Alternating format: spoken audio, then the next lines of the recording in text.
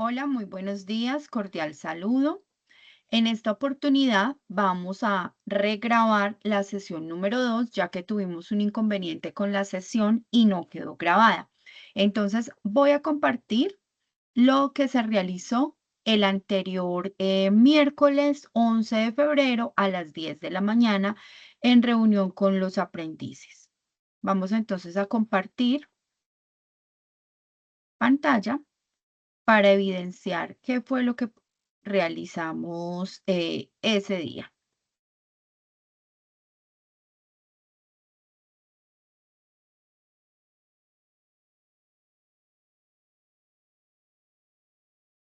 Entonces, en la reunión que realizamos el 11 de febrero a las 10 de la mañana, realizamos la sesión en vivo número 2, donde hablamos de esta parte de la evidencia número 1 que debían presentar. Aquí entonces muy importante tener en cuenta que se solicita un cuadro sinóptico. Lo que pasa es que hemos tenido la dificultad, y se lo menciono a los aprendices, es que algunos están enviando esta evidencia como otra evidencia. Me refiero a que lo están enviando en documento, lo están enviando en diapositivas y no.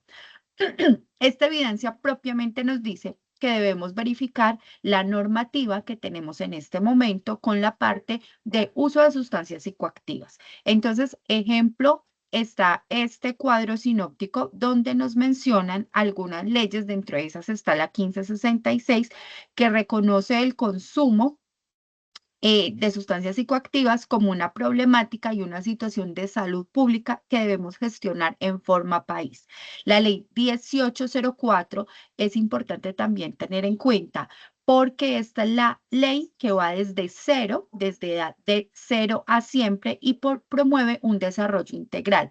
Lo que quiere decir que si estamos promoviendo un desarrollo integral, aquí necesitamos la participación de un grupo interdisciplinario, de un grupo de profesionales donde apoyen a las personas en la diferente fase y en la diferente situación en la que se encuentran.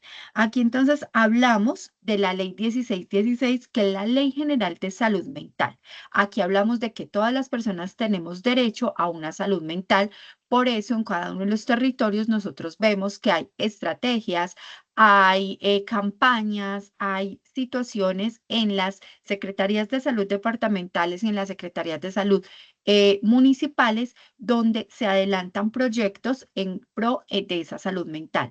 Aquí es muy importante que nosotros identifiquemos que cada uno de los individuos necesitamos hacer esa verificación de cuáles son los lugares mi territorio en donde yo puedo tocar la puerta en una situación de vulnerabilidad. Y aquí no estoy hablando solamente de situaciones de uso de sustancias psicoactivas. Aquí es muy importante tener en cuenta que todos nosotros tenemos que verificar cómo estamos en esa parte de salud mental. Entonces, esta, digamos que fue el abrebocas para iniciar la parte de las evidencias que se habían dejado en la sesión pasada. Luego de esto, entonces lo que vamos a verificar y lo que se realizó es que uno de los compañeros tenía el tema muy importante de el floripondio o el té de campana. Tiene varios nombres, pero entonces para esto muy importante hacer la verificación de esta información. Esta información se las compartí, las diapositivas y la infografía, más bien él compartió infografía, se las compartí al grupo, pero vamos a ver este corto video para que hagamos la verificación de la información que él nos compartió.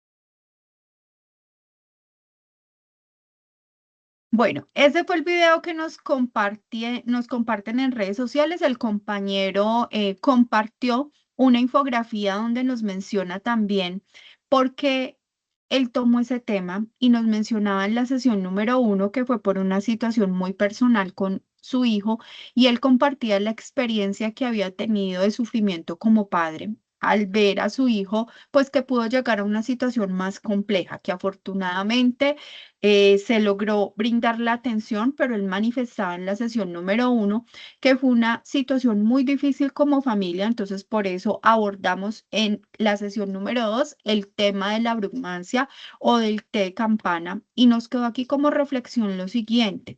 Cada uno de nosotros es autónomo totalmente de tomar sus decisiones, de tomar las acciones que quiere realizar en su vida, pero aquí yo tengo que identificar que si soy una persona autónoma y responsable, pues voy a tratar de tomar las mejores decisiones, siempre y cuando, pues obviamente no sobrepasemos los límites y no vayamos en contra de los otros. Eso lo vamos a mencionar más adelante. Entonces, acá es muy importante en cuanto a la salud mental positiva. Hablamos con los aprendices de que el concepto de salud mental positiva puede ser un concepto muy personal, donde cada uno de ustedes puede identificar que la salud mental positiva para mí puede ser algo y para otra persona puede ser una cosa totalmente diferente. La Organización Mundial de la Salud nos dice que esa salud mental positiva se alcanza cuando tenemos un balance total en todas las esferas de nuestra vida. Pero resulta que es muy difícil nosotros tener un balance total porque alguna de las esferas o de las dimensiones que tenemos en nuestra vida va a tener alguna situación por mejorar. Entonces es aquí cuando cada uno de nosotros empieza a ir por sus propios intereses, a tratar de tener sus dimensiones en el equilibrio mayor posible, pero la verdad es muy difícil alcanzar ese equilibrio. Cada uno de nosotros sabemos cuál es esa área vulnerable que tenemos que trabajar. Aquí en esta oportunidad, varios aprendices nos dieron la, el concepto que tenían de salud mental positiva. Nos hablaban, por ejemplo, de que muchos de ellos se sentían muy contentos y muy tranquilos cuando tenían ese equilibrio a nivel familiar o a nivel laboral, cuando de pronto sentían que ellos como individuos alcanzaban los propósitos en su vida, pero como decimos, esta parte de salud mental positiva es muy puntual para cada persona. Aquí muy importante con este esquema, se mencionó que en el esquema es muy diciente, donde nos dicen, y que esto es algo tomado de la aviación, donde nos dicen primero se pone la máscara a usted y luego se la ponemos a los demás para tratar de ayudar. Nunca nos vamos a ir en beneficio primero del otro y de último me dejo yo, porque si no, yo no voy a poder ayudar y no voy a poder contribuir. Aquí estamos hablando en cualquier esfera, no solamente estamos hablando de la parte psicológica, ni estamos hablando de la población con situación de riesgo, estamos hablando en cualquier entorno de nuestra vida, siempre tengo que estar primero bien yo para poder apoyar a los demás. Las dimensiones del bienestar psicológico son autoconcepto, relaciones positivas, autonomía, dominio del entorno, propósito de vida y crecimiento personal. Aquí es muy importante que cada uno de nosotros haga un reconocimiento de estas dimensiones e identifique cómo estoy en cada uno de ellos. Se les hizo la pregunta a los aprendices de el autoconcepto y tuvimos definiciones muy bonitas donde cada uno se definía como una persona emprendedora, luchadora, que buscaba siempre ir en pro de la mejora, muchos conceptos bonitos, muchos autoconceptos, y aquí hay algo importante, y es que yo tengo que tener claro la persona que soy. Puede que alrededor yo tenga muchas voces negativas que no me estén hablando muy bien al oído y que en vez de darme como apoyo, antes me digan todo lo contrario, porque lastimosamente en nuestra sociedad muchas personas están muy dadas a decir las cosas como se le vienen a la cabeza, sin filtros, y piensan que esa es una manera de ser muy sincero con la otra persona, pero no nos estamos dando cuenta que estoy lastimando a la otra persona. Entonces, puedo tener muchas voces alrededor negativas, pero ese autoconcepto es algo importante que yo no debo dejar opacar. alrededor de mi vida y en mi entorno, yo puedo estar en un ambiente muy fuerte, en un ambiente muy duro. Es como si fuéramos en una barca y yo voy en la barca y resulta que mi barca va por aguas muy sucias. Todo está muy bien cuando el agua sucia no entra a mi barca, pero cuando yo ya permito que esa agua sucia entre a mi barca, ya me empieza a contaminar y me empieza a afectar. Entonces, por eso hablamos de esta parte del autoconcepto como una de las dimensiones más importantes que tenemos nosotros que trabajar. Dentro de los principios también se les hizo la pregunta a los aprendices que era ese principio familiar que cada uno de ellos tenía. Tuvimos respuestas muy bonitas, muchos de ellos decían la tolerancia y hubo un comentario donde decía un aprendiz que uno de los principios familiares era que le habían dicho en su familia que las cosas tenían que luchar por ellas y buscarlas, ¿cierto? O sea, que no se limitara a de pronto recibir un no en primer momento, sino que tenía siempre que ir en búsqueda de ese sí o de eso que ella quería alcanzar.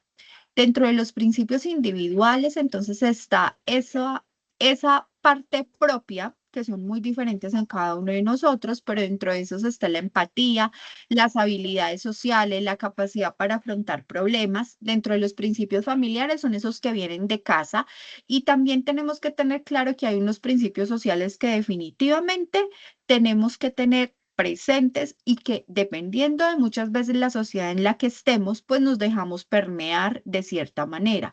En muchas ocasiones nos dejamos permear muchísimo más en diferentes etapas de nuestra vida.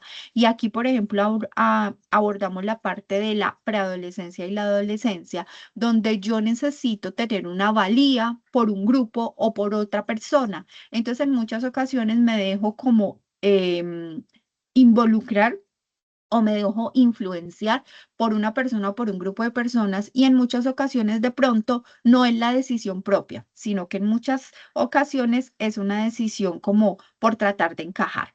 Aquí están también los principios de riesgo y decíamos que son señales o condiciones individuales, familiares o sociales que posibilitan o aumentan el consumo de sustancias psicoactivas. Volvemos a lo que hemos dicho desde la sesión número 1. Esto es muy individual y aquí estamos hablando de la parte teórica y conceptual, pero cada uno de nosotros puede tener diferentes teorías y eso lo encontramos aquí en medio de la conversación que tuvimos con los aprendices. Varios de ellos mencionaban muchas vivencias personales que son muy válidas y que yo les decía que estamos en este ambiente precisamente de aprendizaje para eso, para conocer al otro, para respetarnos y para entre todos tratar de apoyarnos y tratar de tener un aprendizaje. Entonces, dentro de esos principios de riesgo está, a nivel individual, los principios de riesgo, pues están muy asociados con mi yo, ¿cierto? Están asociadas en muchas ocasiones con la baja flexibilidad, con el fracaso, conductas agresivas, baja autoestima. A nivel familiar, podemos encontrar diversas situaciones, podemos tener consumo de sustancias psicoactivas por parte de un familiar o por parte de un grupo de seres cercanos, disciplina autoritaria, sobreprotección, falta de control de los padres o cuidadores en las actividades de sus hijos y violencia intrafamiliar.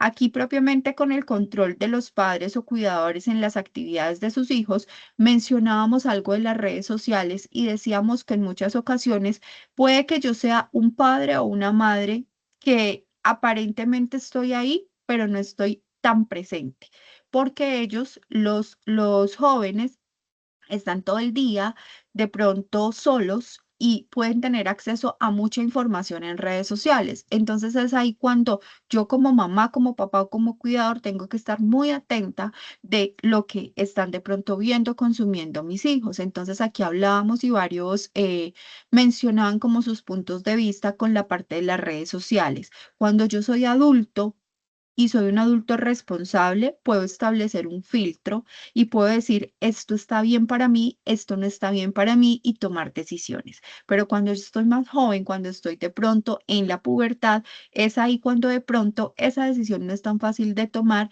y de pronto nos dejamos involucrar y muchas veces no son las mejores decisiones. No siempre, ¿cierto? Porque podemos tener jóvenes y adolescentes que son muy centrados y que toman sus mejores decisiones, pero en otras ocasiones no es así. A nivel social se encuentra bajo apoyo de las redes sociales, es su grupo familiar, exigencias y uso de sustancias psicoactivas y violencia en el entorno escolar y familiar. Como ustedes, y social, perdón. Como ustedes ven aquí son muchos temas que tenemos que trabajar, pero los vemos de una forma muy general para que cada uno de ustedes lo puntualice leyendo el contenido. Dentro de los factores de riesgo, entonces están factores de riesgo biológicos y ambientales. Y aquí mencionamos unos muy importantes dentro de los biológicos y dentro de esos está el sexo, la edad, el coeficiente intelectual, el temperamento y la genética. Dentro del sexo, yo les hacía la pregunta a los aprendices de que si en alguna situación o en algún momento de su vida han sentido que el sexo es un factor de riesgo, a lo que ellos contestaron que sí, que ellos habían sentido que en muchas ocasiones, de pronto, con situaciones complicadas, situaciones difíciles en su vida, no podían exteriorizar de una manera como normal o adecuada esta parte porque muchas veces a los hombres los tildaban de que por el hecho de ser hombre yo no me puedo quejar o yo no puedo manifestarme. Entonces, en esa situación, pues es muy importante tener en cuenta, pues que eso puede ser un factor de riesgo. Muchas veces nosotras las mujeres podemos hablar, hablar, hablar y mencionar muchas cosas que nos están sucediendo alrededor, mientras que los hombres son mucho más callados y eso se vuelve una bomba de tiempo. ¿Por qué? Porque en muchas ocasiones ellos se dejan llenar de tantas situaciones que llega un momento que explotan. Entonces, ¿cuál es la idea acá? Pues tratar de gestionar esas situaciones y tratar de hablar y realmente buscar. Aquí también mencionábamos algo importante y es que muchas veces el acceso a los servicios psicológicos o de salud no es el mismo en en todos los lugares ni en todos los territorios. Entonces, aquí que es importante que cada uno de nosotros como comunidad pudiéramos prestar esos primeros auxilios psicológicos y los primeros auxilios psicológicos es otro curso diferente. Pero el primer principio de esos principios que debo prestar a las personas es escuchar. Cuando alguien a mí me está comentando una situación, puede ser una situación de consumo, puede ser una situación personal, puede ser una situación de violencia, yo, como primer respondiente en primeros auxilios psicológicos, lo primero que debo hacer es escuchar, sin juzgar, sin señalar, sin preguntar. Yo simplemente soy un oidor y soy esa persona que estoy ahí como un apoyo, pero sin dar mi concepto personal. Entonces, les decía a todos que muy invitados también a hacer el curso de primeros auxilios psicológicos, que ese curso nos brinda como las herramientas para yo tratar de hacer intervención en esos primeros momentos de crisis. Puedes seguir cambiando el exterior, pero nunca estarás satisfecho, a menos que los cambios sean internos, pues el exterior nunca puede ser perfecto. ¿Qué quiere decir esta frase o cómo la podemos interiorizar? Que definitivamente soy yo la que tengo que tomar la decisión y soy yo la que tengo que buscar ayuda en el caso que lo llegue a necesitar y que pues es muy difícil yo cambiar todo afuera si no cambio yo. Y todo empieza a cambiar también en el exterior cuando empiezo por un cambio interno. Los factores protectores. Esta fue una pregunta también que se les hizo a los aprendices. Ellos mencionaban cuáles eran esos factores protectores y hablaban mucho de la familia. Resulta que la familia es mi lugar seguro.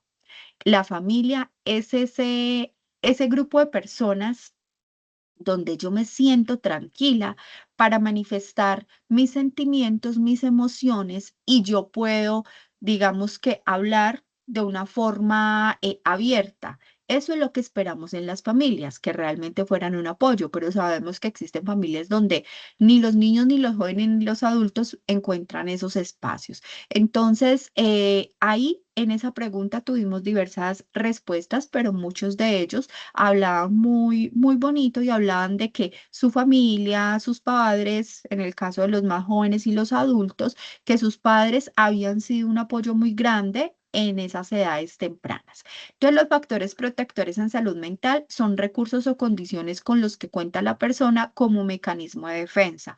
Alguien puede decir, no, yo no cuento con mi familia, pero cuento con un grupo de apoyo muy fuerte en la parte laboral. Cada uno pues identificar esta parte de estos factores protectores. Y aparece la ley 1566.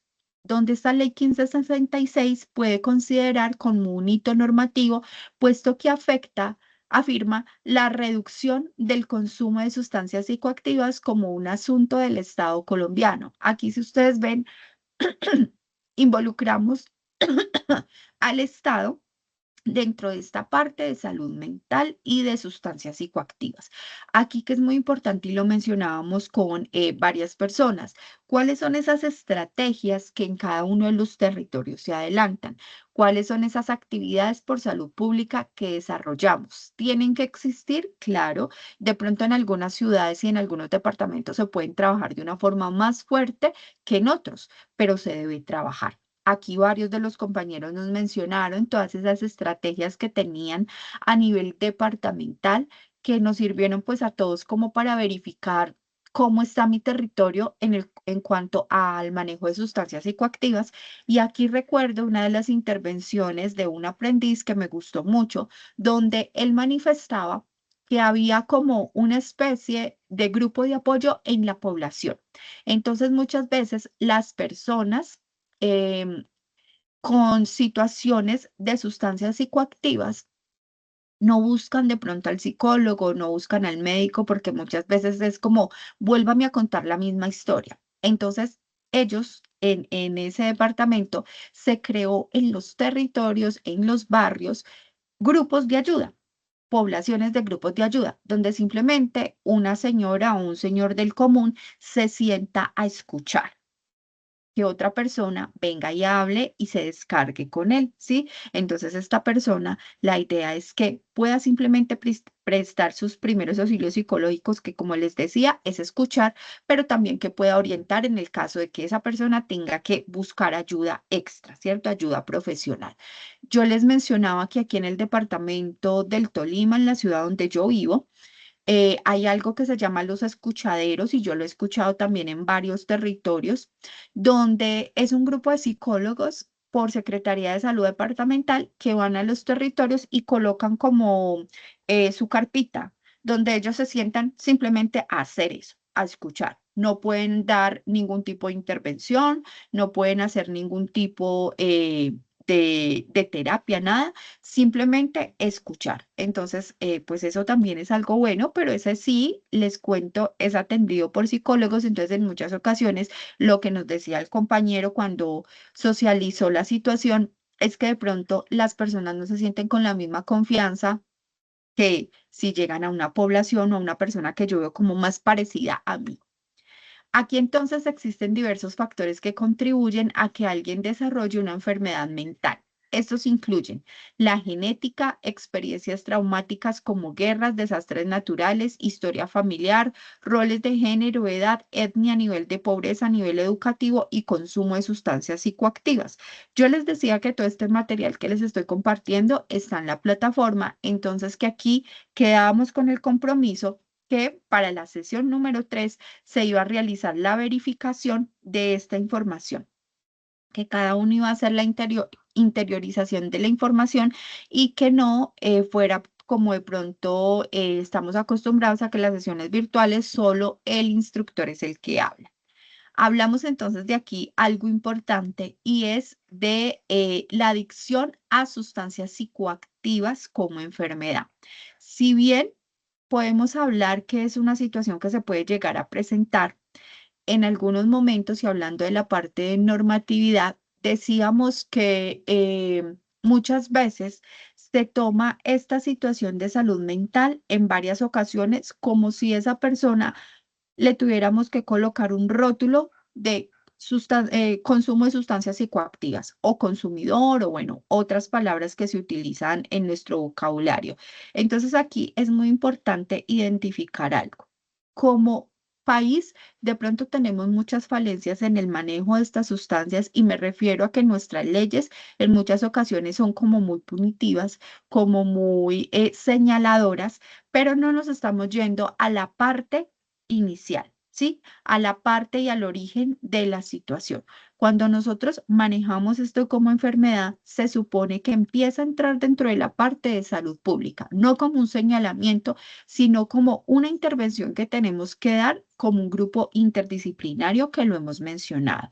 Entonces aquí la adicción a sustancias psicoactivas como enfermedad es para que nos encasille en la parte de salud pública.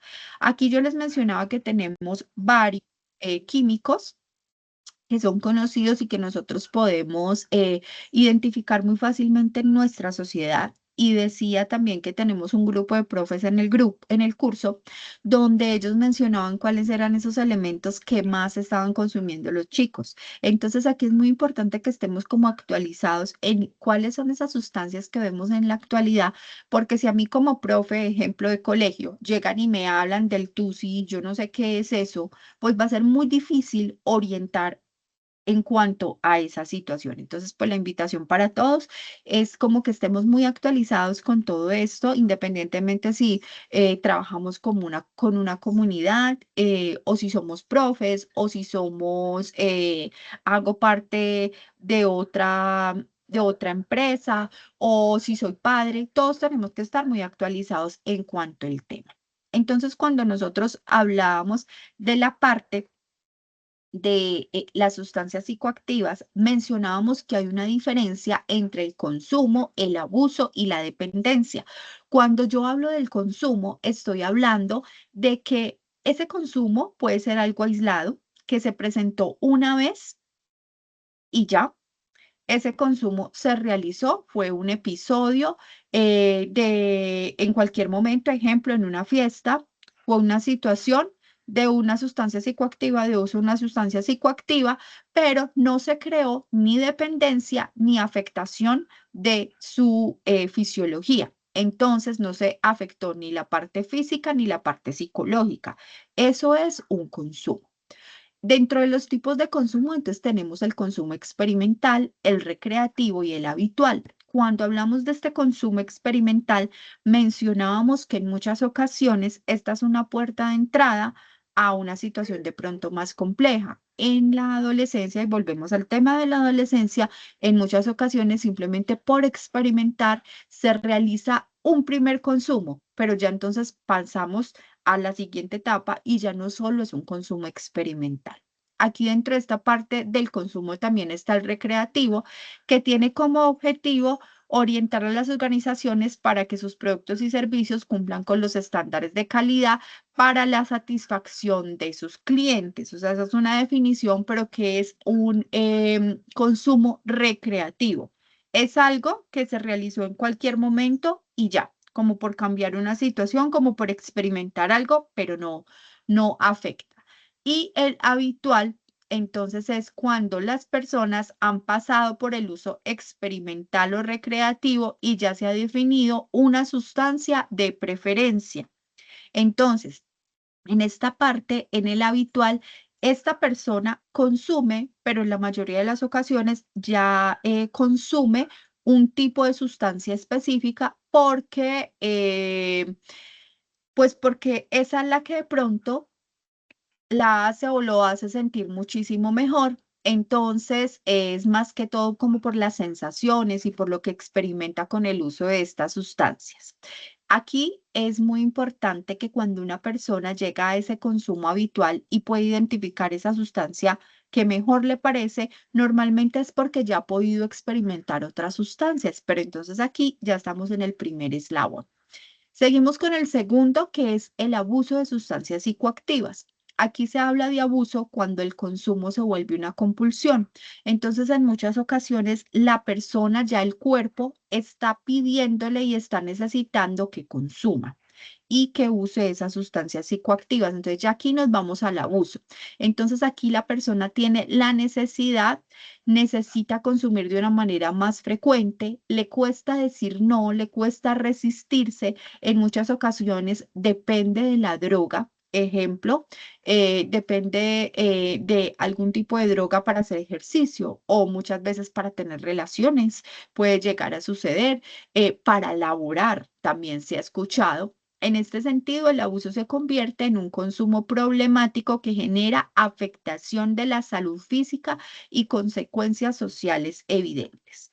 Aquí entonces, dentro de cómo identificar ese abuso, pues aquí encontramos una cantidad de características que es importante que cada uno identifique e interiorice. Dentro de esos está la tolerancia, el alto consumo, el deseo persistente, el mal uso del tiempo, abandono de actividades, consumo continuado, y hablábamos del síndrome de abstinencia. En muchas ocasiones, las personas que están en esa situación de uso de sustancias psicoactivas deciden ellos mismos no consumir.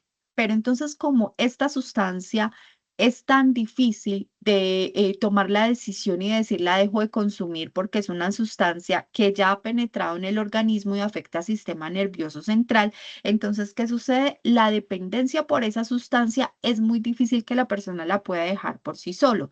Cuando esto se presenta y que la persona deja de consumir, entra esta parte del síndrome de abstinencia y la persona empieza a tener unas reacciones físicas y funcionales, pues que hacen que en la gran mayoría de las veces tenga que volver a consumir. Entonces puede encontrar, por ejemplo, em, mucho nerviosismo, puede encontrar sensación como asfixiante, sensación como desesperante. En muchas ocasiones pueden llegar a tener muchas alteraciones del sueño, puede tener taquicardias. ¿Por qué? Porque le estamos quitando al cuerpo un componente que de pronto la persona venía utilizando, no sabemos de hace cuánto tiempo, pero quitarla así de una forma abrupta, pues antes es una sensación muy negativa para él o para ella. Y entramos al tercer eslabón, que es la dependencia. El estado de dependencia está marcado en la enfermedad adictiva y se puede desarrollar de forma rápida o lenta, de acuerdo al tipo psicológico, al tipo de psicótico activo consumido.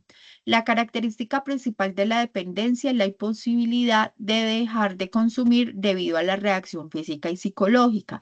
Entonces, miren que aquí en la dependencia ya pasamos al tercer eslabón y sucede que en muchas ocasiones ya a estas personas la catalogamos como el adicto, ¿cierto?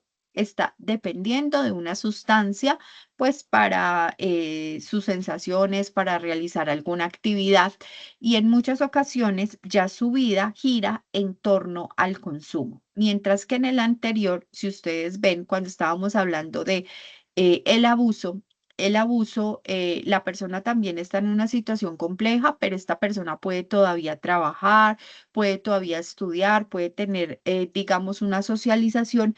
Mientras que aquí muchas veces ya todo gira en torno al consumo, y es cuando estas personas caen en una despersonalización. Entonces muchas veces ya su parte física, no se preocupan por su parte física, no se preocupan por bañarse, por su aseo, no se preocupan tampoco por lo que piense mi familia o por tratar de agradar a mi mamá, ¿no? O sea, ya todo pasa a un segundo plano y la ansiedad cada vez se hace más fuerte.